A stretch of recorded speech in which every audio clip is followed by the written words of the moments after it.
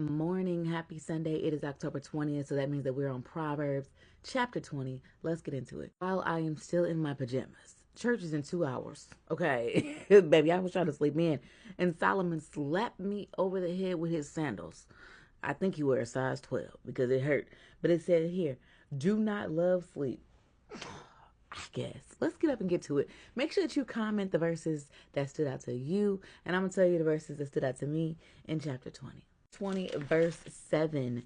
The righteous man walks in integrity, and his children are blessed after him. Mother, I want my children to receive everything good their way as a mother. And so if that means me walking in righteousness is overpouring on them, that is beautiful. And the Bible confirms this.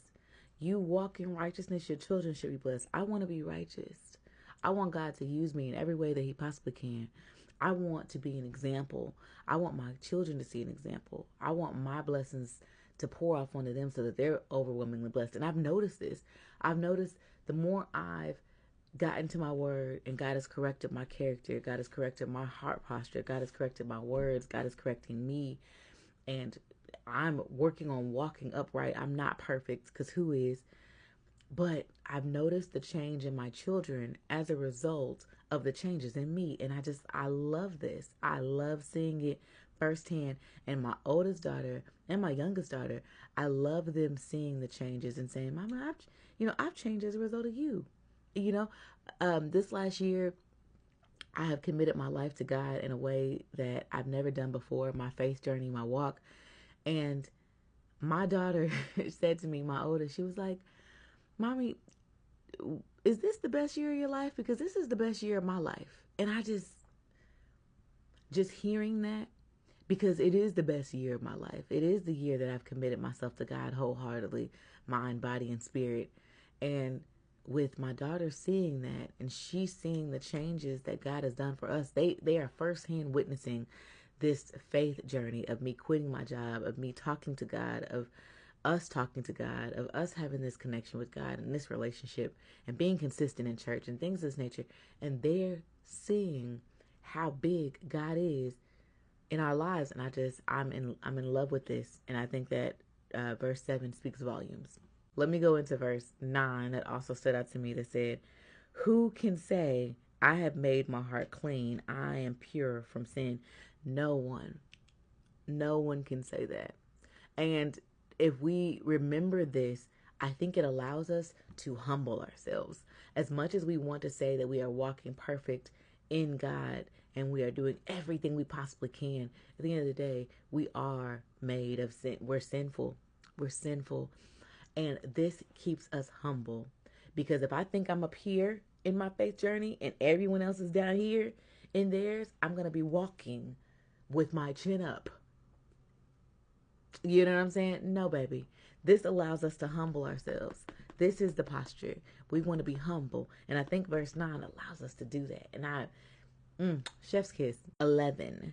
Even a child is known by his deeds, whether what he does is pure and right. And again, even a child, our youngest, our little ones, they're known by their deeds. We hear that's a bad kid. That's a good kid. You got a bad kid. You got a good kid. It seems like the ones with the silver teeth and the hot Cheetos are the bad kids. Even a child is known by their deeds. And this is the reminder for us that the things that we do, we're going to be known by. Walking righteous, doing right, caring for others, loving other people, speaking highly of other people, not gossiping. We're known by our deeds. Even children are. Verse 22. Do not say, I will recommence evil. Wait for the Lord and he will save you. Vengeance is mine, says the Lord. That's him, baby. I don't really have to go back and retaliate nothing. That's on God. And I'm going to listen to God. And this is another good, I think, reminder to when you do have issues, quarrels, problems, beef, whatever, that you bring that to God and allow him to handle that. Allow him to direct you on how to handle it. There have been situations where I gave it to God and God told me, nope, don't speak on it. Don't say nothing. There's been situations where I brought it to God and God was like, I want you to bring this message back. I want you to say like this out of love. And even, being on social media, baby, I honestly, I'm grateful because I get more positive comments than negative, but there are all those ones where it's just like, overwhelmingly negative comments, and God is correcting me on my response. There's been moments where I have typed up a whole paragraph in response to someone's negative comment. God's like, delete it. Okay. Delete it. All right. Well, can I just hit the sit? Delete it. Okay. Can I just say this one line? Delete it. Okay. All right. Well, God said delete it. Let me just delete it, because vengeance is his. You don't have to speak on everything. But bringing it to God is the best practice you can ever incorporate. Period. Last but not least, verse 24. A man's steps are of the Lord. How can a man understand his own way? And then I'm looking at my Women's Study Bible, and it says, in their cliff notes, it says, although we try to understand God's sovereignty, we will never fully comprehend the incomprehensible God. And I think what this is saying to us is that we can try to understand everything about life. We can try to understand why God is calling us to go left when we want to go right. We can try to understand it. But sometimes it's not meant for us to understand right now. And have you had a situation where God told you to do something and you was like, okay, God, and you took that path that God tells you to take, not understanding, not knowing the full picture? That is faith. That is trust in God. And you look, a few months, a few weeks, a few days down the line, and it's like, oh, that's why he had me do that. I get it. Our ways are to be ordered by God.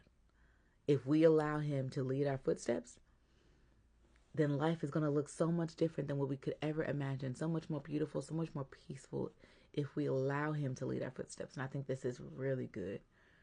This is really good. If God is telling you to do something in faith and you're nervous about it and you're scared, go back to that verse 24 and stand on that. Stand on verse 24. There's so many other examples in the Bible, but stand on verse 24. If God is telling you in this season to do something and you're scared, you're nervous, you don't really see the full picture. If you're like me, you feel like you need to have control. You feel like you need to see the full picture.